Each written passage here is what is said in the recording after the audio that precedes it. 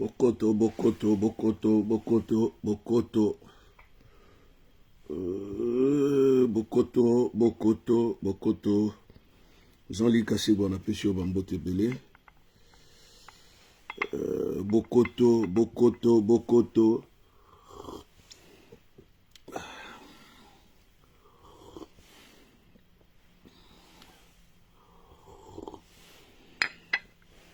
Pesibino Bambote Belé, Bokoto. Bokoto, Bokoto, Bokoto, Bokoto.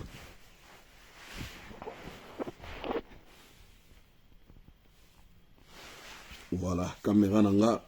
Son, il y a caméra qui toko parce qu'il y a un micro. Donc, problème, il y a son et zate. Na pesibino Bambote Belé, na kozwabino mwangonga muke, to solo là. Sur la face cachée, il y a campagne électorale, il y a présidence de la République pour na mandat Oyo Tozokota, Kenkena Tozokota, il y a 2024. Alors, Tozan a plusieurs partis, plusieurs alliances, plusieurs plateformes, plusieurs candidats, beaucoup de candidats. Mais malheureusement, vraiment, Nazako fouiné, Nazako chasser ba image par-ci par-là, na même la kabino ba image na mir nanga, botalaka, campagne à Songolo, campagne à Pakala, campagne à Songolo. Mais ngana kwa ko sala publicité te ya campagne à Songolo, campagne à Pakala. Na kwa ko tia mayele na ngai na kati ya campagne. Na expliquer bato campagne électorale ezali nini. Memorandum ezali nini. Référendum ezali nini. Élection ezali nini. Vote ezali nini. Biloko wana nde na kolinga parce que ba expliquer ki batute. Boyete.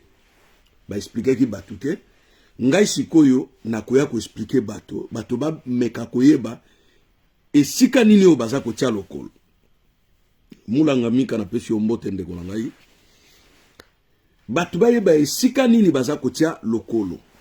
Eza hyper important, hyper important. Parce que bato mingi baza ko landa plein. Ah, Songola sali plein, Pakala sali plein. Léon a voulu expliquer bino campagne électorale eza na posa ya plainte. Juste 10 personnes, 20 personnes ba ye esika yo zoloba. Ba yoki yo, ba memi sango na bandaku, na bamboka, na bikuke, ba panzi sango na yo, campagne na yo yango wana. Oza na tina ya 10 000 personnes ite na place po misu ba eko beta mbunda, misu ba eko yemba, misu ba eko sakana, eloko yo lobi ba yoki yango te. Et tellement makambo ebele komi ya mabe, qualité na bomoto ya moto ezali lisusu te, et komi lisiko yo quantité, matu vi, bomoni sami, ba mona yo. Na yango ya mbo eteto kwa koba na kati ya milulu na biso ya lelo na pesi bino nyonso bambote mingi. Jean-Louis Kassebo na pesi mbote mingi. Avocat Bessa na pesi bambote mingi. Mama Christine Matondo na pesi bambote mingi. Balobi Lucas Lik Makongo na pesi bambote ya trop, mon ami personnel. Edo Ikwa, le procureur Richard Mayemba depuis Calgary. Jier Molisho Muninga ya Pichu Diansango. Balobi Blaise Ilondo, Blaise Mafutol. Banamai bambote zebele, Madilu Longange, Mulongo ezali ya Sombo. Barde Mwilo na pesi mbote mingi. Komanda eso bambote bele. Wayambo, Bokechu bambote bele. Zoro Bilel bambote bele. Bataillon Front Populaire Nyonso bambote bele Ingeta Ibobo. Alors, lelo na ye to solo la mwa moke na face cachée à campagne électorale. Oyo bino boye bakate. C'est hyper important. Ah Google, ah Mikolo, ah Chilomba kendaki Kivu, kendaki Boma. Chers amis, chers compatriotes, campagne électorale ezali esiko te mutakoya kosala plein lokola ndembo ya lisano. Lokola mindule bato bayeba sepela mindule mokote.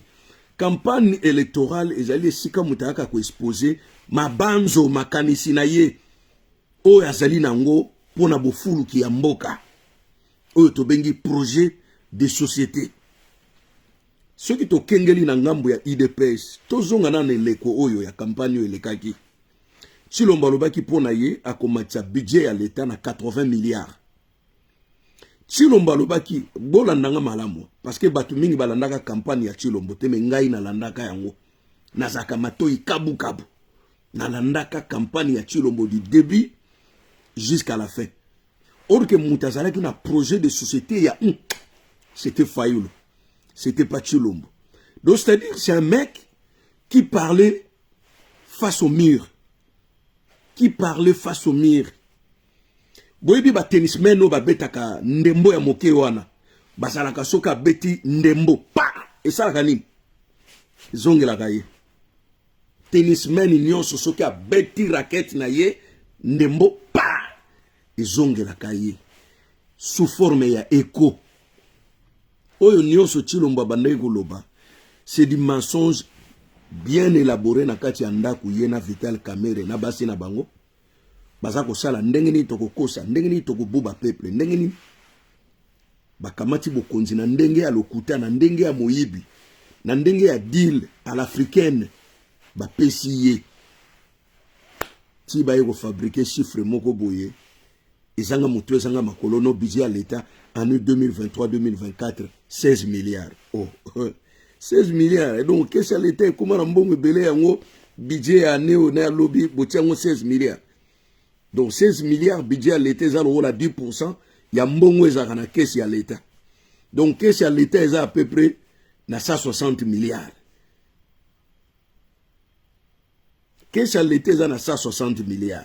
Il y a un bolongo de 10% à caisse à l'État pour nous retirer un budget, il y a gouvernement année 2020, 2022, 2023. C'est du mensonge, ils ba chiffre moko bien falsifié, ba chiffre moko inimaginaire, bango moko ba sali yango ba lobito tchaka raboy. Pour pesa moi nguma, et pesa moi le tomo. Tshilombo vit dans le mensonge. Tshilombo vit dans le mensonge, dans la visibilité, dans l'escroquerie.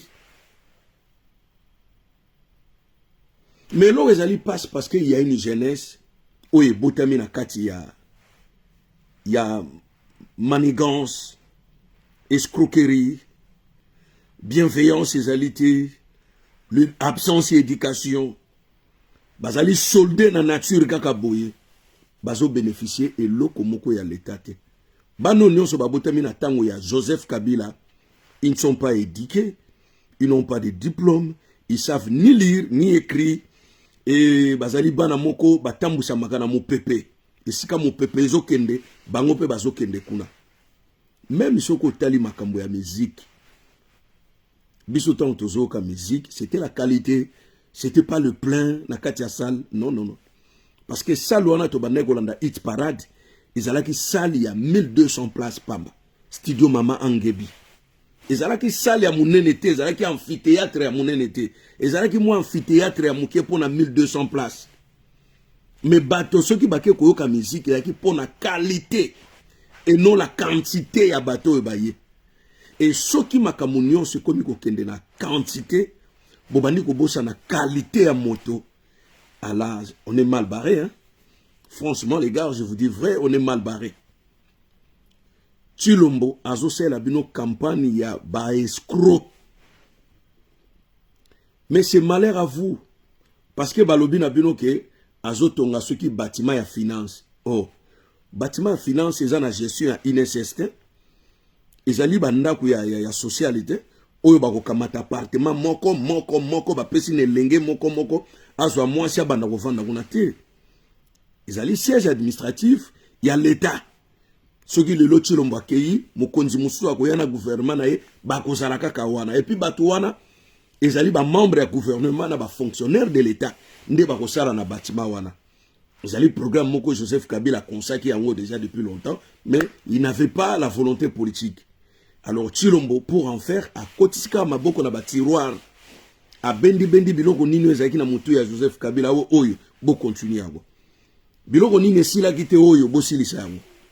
Donc, ça dit, en lui-même, il n'a pas un vrai projet de société pour la Congo. Bato mingi bazolo ba, oh non, deko, 5 AP zali mingi te, c'est que vous accélérez sur 5 ans. 5 ans, c'est belé. Au bota mwana komi koloba. A komi pe kosbelo kopo ya mai ya helio. 5 ans kaka. Na 5 ans, on a beaucoup de tunga. 4000 km, il y a autoroute. 2 ponts magistrales. Il y a minene. Na fleuve, tonne balé à Congo. Na 5 ans kaka wana. Beaucoup tunga 3 grands stades. Stade ya minene, il y a plus de 80 000 places. Na 5 ans kaka wana. Na 5 ans wana beaucoup ça ba réforme pour l'éducation nationale. Beaucoup ça la réforme, c'est-à-dire il n'y a pas un programme conçu pour le Congo sur le plan éducationnel. Donc programme moko ezalakate. Au monitant obiso tozotanga kala. Au moni bazotanga sa biso l'éducation moko ezako balana na culture na biso. Par exemple ba texte to banego tanga lokola l'écolier docile. L'écolier docile, adieu petit chéri. Vous vous rendez en classe. Ne vous faites pas pini. Non, maman. Tu sais, Bazako lobela mwana moko, azali docile, c'est-à-dire, azali obéissant, ayokaka, oyo Bazako lobela ye, yango ba bengi mot docile. Être docile, c'est-à-dire, quelqu'un qui écoute les recommandations, soit de ses professeurs ou de ses parents. Donc, malako nyonso bazako lobana yo, ozako yo kapio ko bomba na mitema, ça fait partie de l'éducation na biso ba banto, l'obéissance. Omoni ba programme ndenge wanande, ba kokai ko sala ba réforme na ba programme national. Mais non, on étudie comme des Européens, on lit comme des Européens, on fait des choses comme des Européens, mais on n'est pas des Européens, les gars. Il faut ba sala ba réforme minene na programme national congolaise. A sali angote, mais a zoé bisabino gratuité à l'enseignement. Ah, ndekoranga. Gratuité aux écoles, aux en programme ya kotang sa banate, c'est quoi gratuité à enseignement ngo kotang sa malako nini. Ça dit c'est un homme qui parle sans y réfléchir. Donc motomoko asako loba asako ebelo ko nini asoloba te. Landa maloba loba qui sur le plan sécuritaire. Alobi ye Antoine Tshilombo Tshisekedi.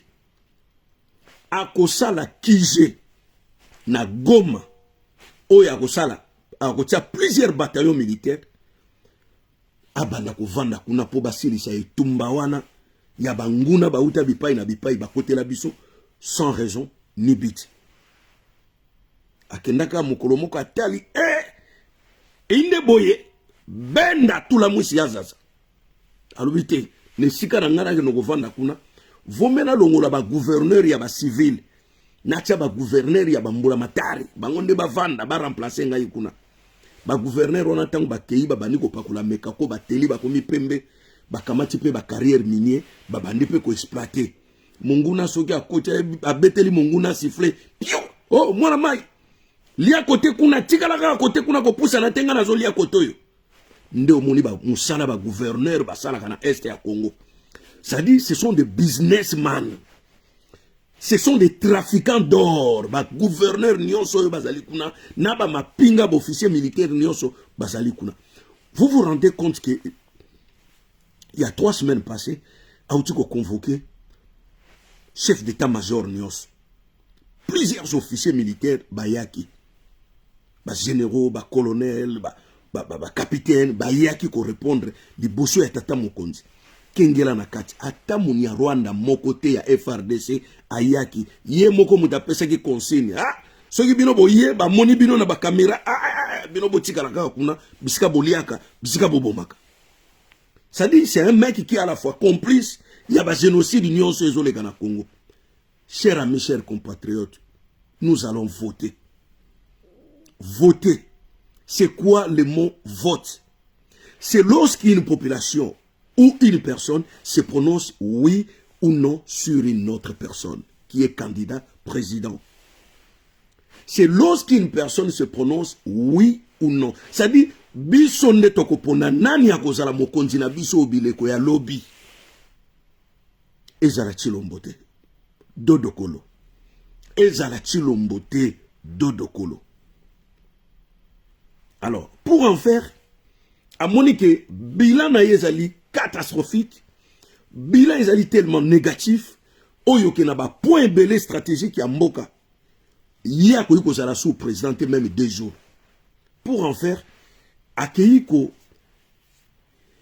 booster accord ya sino Congo oyo bazali na plusieurs mines ba carrière minière ya cobalt ya coltan ya cuivre ya manganèse ya Congo eloko wana basalaki mpona nini ne keko ezalaki 2006 Kabila batiaki ye wana na baoccidentaux na barwandais bamobutiste bayaki mpona kosunga Kabila balakisa ye ndenge nini bayibaka na ngwende ya mboka alors batiaki bamécanisme ya minene mpe batiaki mayele na bango nyonso likolo ya mesa bolimbisanga batiaki vraiment mayele na bango likolo ya mesa balabaki soki toza kosala to koyiba tokozwa ntango ya kotonga te tosala bakor na basinois lokola bazalaka makasi mingi na kotonga topesa bango mpe eteni na bango ya mabele na Congo bango mpe balokoto nkita ya Congo batongela biso anatanda biso toliaka na biso basinois basalaka mosala nisika na biso gouvernement. Alors baike ko benga spécialiste moko ya média ou ya ko sala campagne ya monene médiatique ya programme na bango sino Congo ba vandi le tando ba sololi babite topesa ngo kombo nini to ko pesa ngo ba vandi papa moto ebeti pai babia kombo yango topesa ngo 5 chantiers du chef de l'État. Kombo malamu champagne fungami ta ba meli 5 chantiers du chef de l'État makamonios to sukuli maboko to pesa na maboko ya ba chinois botimu na kankita et pas wa pepe botongaka. Alors ba chinois ba mona ki c'est une blague pour un pays qui ne se respecte pas, c'est une blague. Alors ils ont fait appel à 2 sociétés chinoises privées. Il y a l'État, il y a Moulamatari privé. Alors ba société on attend yé ezaki soki ba pyongi chingi chang habité tete ba kombo yo ego simbate to luka ba kombo moko ya français to pakula na ba société oyo ba société ezala sous-traitance bango te ba banda ko exploiter ba richesse à Congo bango nde ba banda ko zwa mbongo oyo ba to ba seli ba corps na congolais ba ko banda bwakela bango mbongo ndambo bango batongaka. Donc il y a 2 sociétés chinoise ou ezako evre na kati ya accord sino Congo. Il y a une société d'exploitation, il y a ba minerais, bango baza ba maçon te tali bango te. Bango bazo timu na kaka nkita ya Congo. Et il y a une deuxième société au ezali, il y a infrastructure, il y a construction, il y a bâtiment, makambo ebele. Alors, pour en faire ibandeli babandaki, sisa bidimbu, bidimbu, sisa bidimbu. Ba nzembo ba yembi ba bengi balanga nzembo tata mokonzi azotonga tata mokonzi akosala autoroute ye moko ya lobi. Nous allons d'abord reconstruire la République démocratique du Congo en commençant par Kinshasa qui est le miroir du Congo. Nzamba batela yo Joseph Kabila sisa bidimbu toika ko kisalume banda balongoli Jean-Marie Kasamba na poto un journaliste renommé na chaîne télévisée française 3 ateliers sud ba longoli mbaye ba bendi na mwasi na bana ba ke ko vansa ye na Congo ba créer une chaîne télé 50 pour na Jean-Marie Kasamba asala campagne ya munene ya lokumu ya tata mokonzi pour na projet na ye ya 5 chantiers de la République. Jean-Marie Kasamba avant d'y n'embêter directeur il y a télé 50 chaque jour le autre kotonga boy tata mokonza kecha libanga boy akecha ba cha libanga tina aéroport ya Njili bakamata mabanga bacha babi bokolemba masangu bokolemba pondu bokolemba mbisi bokolemba nyama baresela bino grand ferme à Bukanga Lonzo tala bazola tsango na ba drone masango ndenge zo pepa ba bengise ba expert agronomique sud-africaine. Orgue, c'est une mafia d'État bien structurée y compris des sociétés chinoises, y compris le gouvernement à place, Matata 1, Matata 2, c'était des criminels économiques, de mafieux, et Jean-Marie Sambande Mouta, sala image wana nyonso, oye kendaka sango, bazo la tchabino na bandako muso, baza ko tongezaki na Dubaï, ezaki na Qatar, mais bazo bengango Congo. Donc c'était le style Jean-Marie Samba Oyolelo, et sombelier ba villa na poto, et sombelier ba villa na Kinshasa, a commis ko tambola na ba jet, a commis moto monene. Pour le mensonge, Jean-Marie Samba, sa place c'est dans une cellule de prison, sans pour autant que Simbana no Joseph Kabila yemoko ko tient la prison souterraine na mwasi na ye. Alors, si l'on pour en faire, non, il faut na mona na ba chinois akoro yo ndenge basala ki yango, ba chinois batikaki na bango kotonga. Na 2006, na 2008, ba chinois batikaka na bango kotonga, basala ka nzela sayo, basali nzela lengesa, basali eloko moko ya mukie boy esili nango, ba chinois bakoma na bango kotambola na bazando, bakomi kobala na bango ba congolais, bakomi kobotsa na bango ba congolais, mbongo eso uta na katanga ya kobalt ezo ya na ba souhaité wana ya constitution, batongaka na bango te. Si lombotanga ya ebele ba mvula boy botongaka na bino te, il faut to bandela. Ah bon, tata mokonzi ezali kamba kuganga te. Tata kuna na Chine, Xi Jinping azobenga yo. Abikende nanu kuna. Etendra lobate ko lobate. Tata mokonzi kuna azobenga yo. Si tangu chilombo ke na Chine, Xi Jinping abina yoka kaba soki azoleka balobaka eloko moko boy. Boye ko lango nanu. Ba bengi be étudiante ya ba chinoise. Ba yekole on balobaka fatibe beton ah boyamba endengwana. Soki akomi to tandeli etapiru boyamba ina luyembo wade salaka gili na nzoto ki aseka kamingi alingaka bongo tata mokonzi. Et puis alingaka mingi ba photo na ba caméra. Bolukele peintre moko chinois munene tango azokita kaka na jet na ye baba na ko dessiner na mwasi na ye. Boye ba chinois vraiment accueil wana botika ezaki ya kafu. Bukonza mboka tanga zokita kabo Picasso na bango sikoyo kuna ya Chine asimbi crayon na ye anzambe na ngai alambi ba telemi 30 minutes subu monango oye na payer batu chef de l'état au téléman na salle ya aéroport 30 minutes ti mutuka ya kozoyo me mayo na palais présidentiel bisika mokonza zo zela yo ale bakamati tableau wana bapesi bango likabo na mwasi Alexis mwasi toko chawo na ndako Chine baza boboto bolingo tango bakei Xi Jinping abino chilombo za makambo koganga te pesa biso likanisi ni olingi abi bon moi ba congolais balinga biloko moko eza ko ngala na lingi ba koro ya sino ya Chine Congo ekoma na ba partenariat ya sika ya ba constructeur parce que ba chinois bazotonga na bango te bakomi na bango ko bala ko bota bo Xi Jinping abi bon wana ya problème te tolobela na makambo business affaire makambo soki ko luka bato mususu baksa wana talio ba chinois pe bazana bango soko lingi changer société mususu ya construction habité na otika na bango parce que babandi ya ko yokola lingala babandi déjà ko sola na ba travailleurs ba congolais ça c'est une bonne chose mais lengi na baksa batirk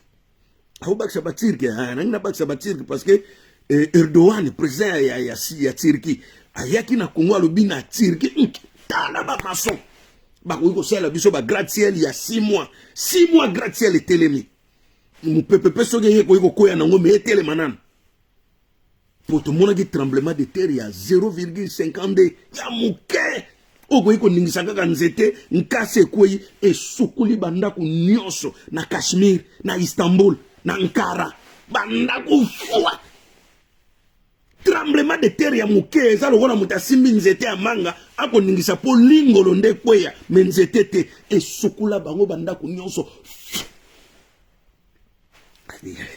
ba Turki ba ya bo Xi Jinping abibo problème te bon siko yo na ba Turki na ba chinois bolimbo tongani abina ngina tongeloko moko ba congolais balinga musique balinga théâtre balinga ka ba église ba congolais balinga bilo Xi Jinping habité to bongsana no inga pona lotikiliki alobité congolais alinga lumière ki alinga mulili inga tikanan boto tonga ba école ba université école te Congolais ko kwa mayele te nokita ko comprendre makamuni to zo sala Congolais tika ka zoba bon olingi to tonga ni abi tonga amphithéâtre bisiko ba Congolais ba bana okene ko seka seka po balinga kanengo wana tongela bango batonga yu arena bon si mpinga zo komana na kaya bibo siko yu arena habite yu arena ba chinois te dalingi ba tirke ba ça rapide au bout de 6 mois na minicho na zolo bana bino annonce ya yu arena ba salaki yango kaka il y a 2 mois passés et commis déjà côté à souka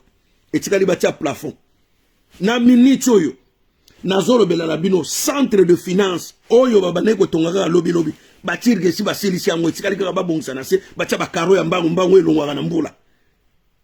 Alors vous regardez ça banda kona pe ko koye bomi batu des milliers de personnes ba ko kufa pour euti ko sala mana tirke des milliers de gens ont péri la vie là-bas. Alors bomoni bisikani ni oyo Tshilombo azomia ba congolais bakomokanga ba photo oh on est au Congo, oh, on n'est pas à Dubaï, on est au Congo, on n'est pas à Dubaï na butu soki bakei moi minda ona basako tia ba obengango Kinshasa ba night wana basokanga ba photo to mona ki ngo petango basala ga gare centrale moi fontaine wane bandeko bima mai batina moi léopard na kati o mona ki ekoma ki milliers de tourisme. Alors peuple congolais na kanisi makambo belé oyo bino boye bakate na mboka wana ezozanga bino. Il vous faut un président qui n'est pas à la fois intelligent mais à la fois conduit par une volonté politique. Abingai na osala oyo na ko moderniser le Congo. On parle pas de Kinshasa, on parle du Congo. Zoba mboka lokola Bandundu ville, ezaka na babisité. Ezaka na 3 communes ya Pamba, mais mboka ya munene lege Kinshasa. Il y a des villes sur Koti, il y a même pas de transport, il n'y a que des motos. Et ozoke na ba ville mususu elongwe moto ya moteur et comme moto ya mabaya, ça dit ba sali moto ya mabaya zanga frère. Ezo kita na ngomba na vivalire kutani na yo kufi. Ok ba ko planifier ba colline wana ko sala ba nzela ba route ko tobola ba madusu ko sala ba tunnel makambo ebele mbongo wa l'État eza ko bunga mikolo nyonso en millions. Ministre Akena Mbongo, ministre wa Saliboye, ba misu baza ko démissionner na gouvernement de mafieux. Chers amis, chers compatriotes, ne votez jamais Tshilombo. Botir la ba pauvre vie na bino mobimba. C'est pas un homme qui est venu changer le Congo. C'est pas un homme qui est venu développer le Congo. On ne développe pas un pays par la construction. On développe un pays par l'intelligence. Si réellement Tshilombo était un homme intelligent, qu'est-ce qu'il allait faire? Ce qui attend la Kapina Mikanda. Qu'est-ce que Mao Tse-tung a fait en Chine? Mao Tse-tung n'a pas commencé à construire la Chine. Et trompez-vous. Il a commencé à éduquer les Chinois. Comment un Chinois peut être intelligent? Comment un Chinois peut aimer sa patrie? Comment un Chinois peut maintenant construire sa nation? Mao Tse-tung a commencé par l'éducation. Certes, Tshilombo a dit que l'éducation c'était son bataille. Toye komona cheval de bataille ya Tshilombo ezalaki éducation. Ezalaki nde makelele ya ngungulu ezanga mai. Makelele mingi meloko te na kati. On regrette, tout le monde regrette, mais on n'a pas le choix. Moto bo betelaki mbonda. Moto bo pambola ki na kombo ya Mukishi. Moto bo pambola ki na kombo ya Mukwantombolo. Or que c'était une coquille vide. Une coquille vide. Webi Congo, ils allaient reculer na combien d'années? Ils allaient reculer na combien d'années? Faut ça calculer à âge aux anango par rapport à Oyo Zangi. Ndoko yeba Congo, ils allaient reculer na combien d'années? Ça dit si tu as 50 ans. Au balana noté, au botana noté, au tamusana motukate, au liana noté, au mata avion te, au salana noté, na diplôme na yo oyozwa, il faut compter plus ou moins moto, comme à moto na 25 ans. Au sali 50 moins 25. Donc, aux en retard, il y a 25 ans. Na retard, il y a 25 ans, on a ce au sali 50 plus 25. Il y a récupération. Au comme on a 75 ans, au commis tonne de la coûte l'engiabo mouillité, au commis koufela.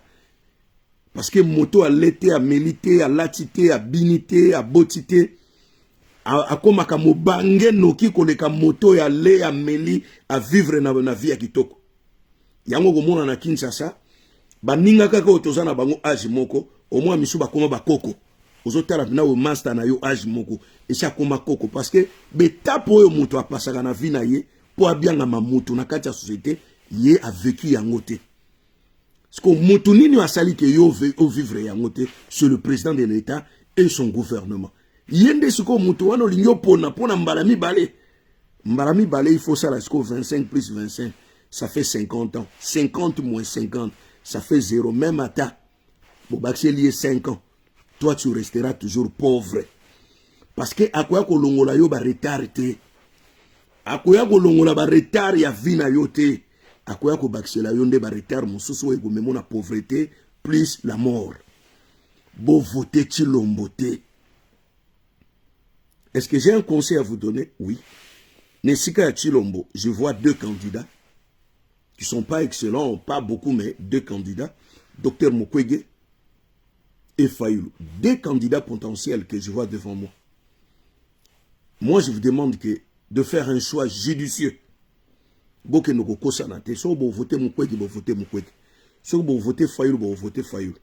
Parce que du coup, Mukwege a des idées, a un plan de société. Il y a kolongola biso na nguma, na passion yo, na mikakatano yo. Oyo tozali na ngo. Alors on a plan de société na ye. C'est quelqu'un déjà qui prévoit la sécurité à l'est du Congo. Ça, c'est une bonne chose à féliciter. Parce qu'un pays ne peut pas se développer avec la guerre en même temps. Un pays ne peut pas se développer avec une mafia extérieure qui ronge le pays de l'air sous-sol. Donc, Mukwege déjà, azana on a makambo ya malamu. À quoi ça va réformer na niveau éducation, na niveau ya trésor public, na niveau ya ministère, ya intérieur, makambo belé, c'est déjà beau à écouter. Et quand à Fayulu, plan Marshall na ye, et ça peut qui toko, kocha ordre na kacha mboka kolongola miyibi kocha bango ba boloko kolandela Tshilombo atako kima wapi biloko nyonso wana ko sala biso ki kimi ekota parce que ba Tshilombo na ba kabila tilelo ba répondaka toujours na appel ya Occident na Paul Kagame. Il n'a jamais bon mon ita comme ko finga Kagame pour ani po eba ikazoke ni nata élection. Et si bon mona Kagame répondre a répondre à bien petit nanga yo bongisa ka côté kuna. Après tangu voter ye azongeri sou makamune na Kagame mwasi na komisu ko kenoko bina kiwanza kuna na kati ya Rwanda na mwasi ya Paul Kagame mwasi na ye. Tshilombo c'est un piège. Piège moko azola kisabino bozui na maboko mais en réalité bozui ane ya binote. Ja yena libota na ye. Tango boko voter akamati bozui na ye azongisa on a pose. Faites très attention, chers amis, chers compatriotes. Tshilombo, c'est un danger de la nation. Un vrai danger de la nation. Je vous dis vrai. Un vrai danger de la nation. Ceux qui vont saisir l'opportunité oyote, yakoloba non sur Tshilombo, vous resterez de pauvres malheureux. Il a créé combien d'emplois pour vous les jeunes? Namonaki mutunaye wazali secrétaire ya UDPS ou azalaka mutumungu etuwana. Alubi ke ba jeunes nyonso ba combattants nyonso bazwa misala. Si réellement c'est vrai, pour l'année baya aga na sianzete. Si réellement que ba combattant nyonso bazwa misala. Na sepelaki na bande kwa boma, ba beleli Tshilombo muyibi et 5 ans ya ki muyibi, 5 ans ya l'autre côté, 5 ans ya ki muyibi, 5 ans ya l'autre côté. Tshilombo c'est un voleur. Bato yo bazingi ye mbote no mama Christine Matondo. Ba o nyonso bazingi Tshilombo, miyibi na miyibi. Fongola miso, chers amis, chers compatriotes. Le Congo nous appartient tous. Eza ya moto mogote, eza ya tata ya motote. Congo ezali mboka na biso. Toki ko permettre te moto moga bande ko traîner na bari ya Bruxelles, aye ko zwa bokonzi na ndenge ya moyibi, abanda ko saka na biso. To fongola miso.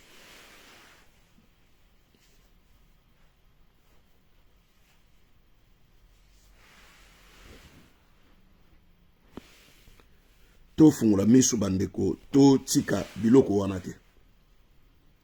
To fungula misu to tika biloko wana te elekela biso boye. To fungula misu bandeko. Tshilombo azali déjà le passé. on le conjugue au passé. Tous sous les canistes que au moins bana mboka bazebele ba fayulu bazali ba mukwege bazali. Faites un choix judicieux na simanango ya kolelati. Chers amis, chers compatriotes, na bonde libino. Moi je vais voter hein, dans la carte d'électeur nanga. Na go voter entre mukwege to fayulu. Mais nazo sepela mingi na mukwege. Nazo sepela mingi na mukwege, il n'est pas trop politique. On dirait ça Moïse moko yika po abongisa après 5 ans kenaï. C'est un côté moko boy très positif pour nanga. Nazo sepela mingi na mukwege. C'est pas un homme politique. Vous comprenez? Il n'a pas le mensonge des hommes politiques. Donc il est un homme vrai. Ayika ka pas bongisa libino loko moko a libino sécurité, à développer l'économie na bino, à sali ba réforme en éducation, à tiki bino bota musamboka na bino na 5 ans ekoya. Et puis vu son âge. Vu son âge, et ça âge pena ya mutu oyo a sali la gamboka. Tilo mbazana na 60 ans. 60 ans no lenge hein. Okobuku tana mukuwa 60 ans. Et c'est ce qu'il fait. C'est ce qu'il fait. Alors, beaucoup de tika muyibi a boy sous na deuxième mandat. Les gars, 5 ans on a oya au Congo. 5 ans on a o so bo mego pese na oya na otya suma kona Congo. Na vandi na komo bongisa ba projet na ngawa makamu na ngawa esili nyonso esili ale histoire à Congo ça y est c'est fini. Bachaka loboko na libenga ya zoba mbala moko. Tino mbona Kabila batia bino loboko na libenga. Fungona miso ndeko. To voter yete. To meka kute loko wana te. Même Satan akosilika. Zabolo atindaka batu na mabe akosilika. Erreur wana to yigo meka ngote. Soki azali kanisi ako tricher élection. Ke a tricher. Wana ndako yeba sigo peuple azali nani. Ako kima lokola tongi ndako na ye sika. Pembeni ya Mbamu Palace. Donc hier azotala Congo Brazzaville, immeuble ya mulayo na ya na Congo Brazzaville, hier azotala ngoboy. Atongi yango pembeni bale bateli na ba hors bord. Soki yindika ka mwasi ne muta okota mutaliboso. Après bana na yeba zuba boîte na bankai. Ngubwa ko mela bana ne me yero wa uzana moteur wa katia ke Congo Brazzaville, jet ne yego zele kune zuye pa Dubai. Ayibike na Dubai so akoti kuna a obimate. Benali akota abimate.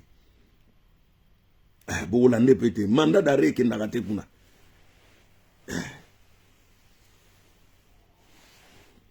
Ya omoni ba voyage nyo sa komaka ka mikolo ne na lo baboy kasi ko ne na lo baboy. Aza kuna te. Akata ki campagne o akezo mwa traitement o bongo hôpital ya monene o bongisi ya mama imoko ko zo mtonga kuna te o te kuna te bampuku bazana nkuna kati na kezo kuna na Dubai. Bozo mona mukonzi na bino. Albino Aroma osa système ni.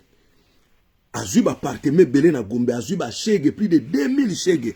Ba sukuli bango ba kati bango ba suki ba lati bango ba t-shirt à IDPS. Objectif ezanine.